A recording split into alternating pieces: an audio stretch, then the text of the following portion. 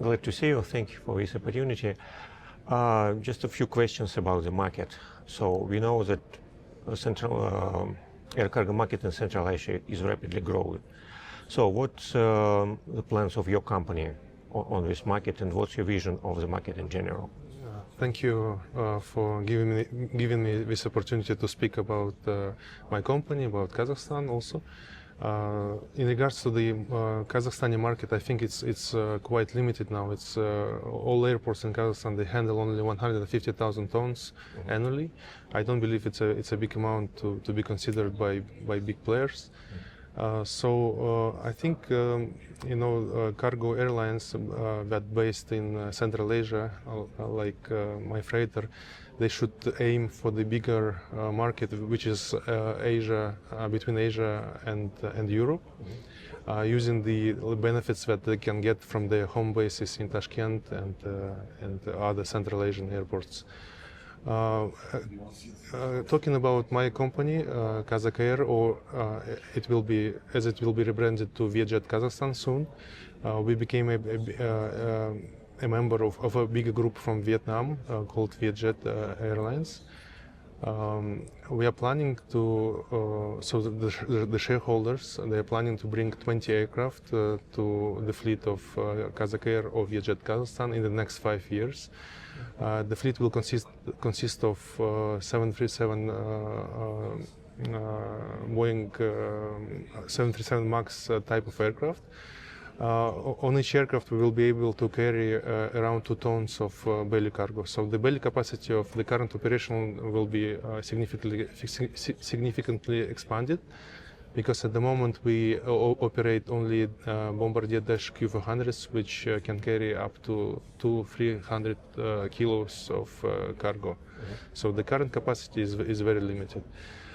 Again, I think at the moment we help to local airports in Kazakhstan, regional airports. As a regional airline, we help them to get connected to big airports and to the international network through the international flights. But again, starting from next year, belly capacity will be expanded, and we will be able to participate on a, let's say, or to compete on a bigger market, which is international market. And Kazakhstan, as you know, is right in the middle of the route between Asia and Europe. If you draw a direct line from Hong Kong to Amsterdam, for example, it's 9,000 kilometers.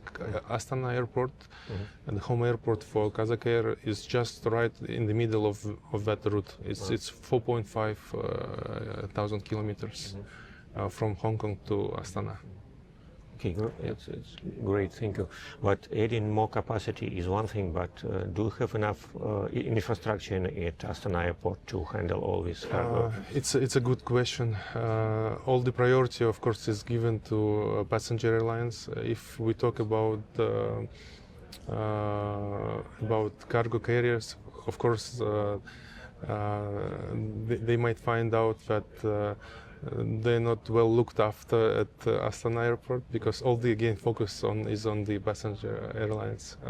But as a passenger airlines, we're happy with the Astana Airport at the moment. As you know, Kazakh government concluded a trust management agreement with the Terminals Holding Group from Abu Dhabi. And this Abu Dhabi company is planning to invest considerable amount of money into the airport to build a second runway, to modernize equipment, and to build more hangars. But you're absolutely correct. The current capacity is okay, but it will be not enough for taking into account the expansion of our fleet. If we will bring 20 aircraft to Astana, we will need more hangars, we will need more equipment. But at the moment there is not enough equipment for that kind of for that size of operations, let's say. But again, as I said, Astana Airport is doing well in let's say in meeting those demand. See, and I know that Kazakhstan government is going to launch a national air cargo carrier. Do you think that you will have to compete with a new airline, or there is enough room for all cargo carriers?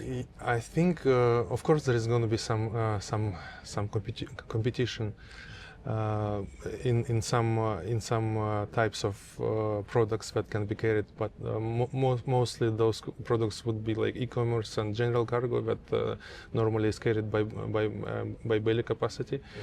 But on a bigger market, we will not compete, I think, because again, I think that airline is going to start with operating Boeing 767.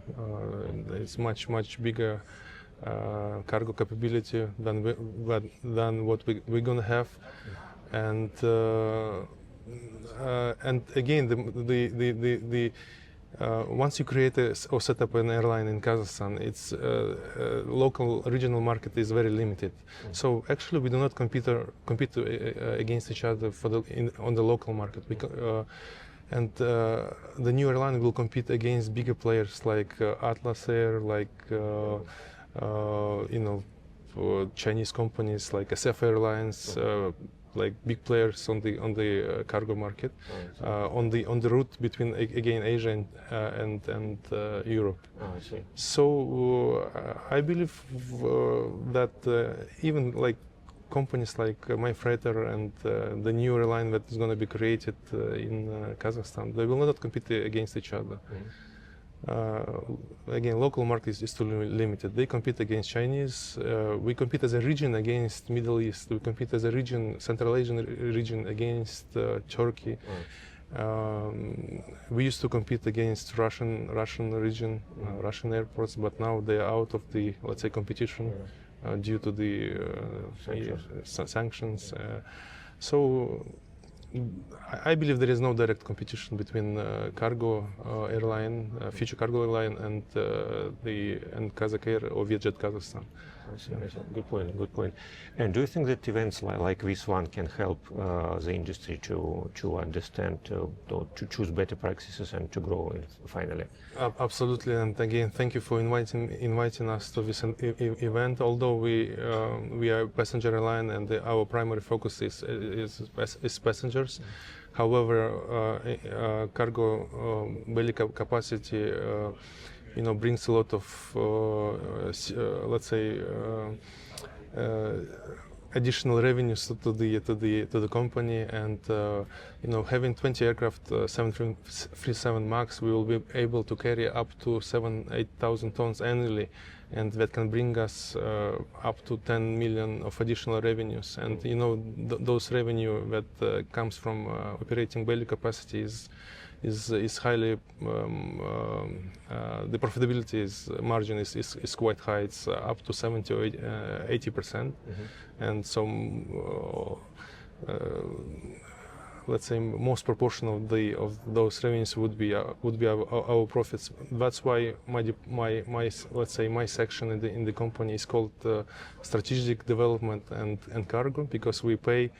Or let's say we can say that cargo is within the strategic development framework of the company focus at the moment. Okay, thank you very much, and good luck with your effort. Thank you, Maxim. Thank you.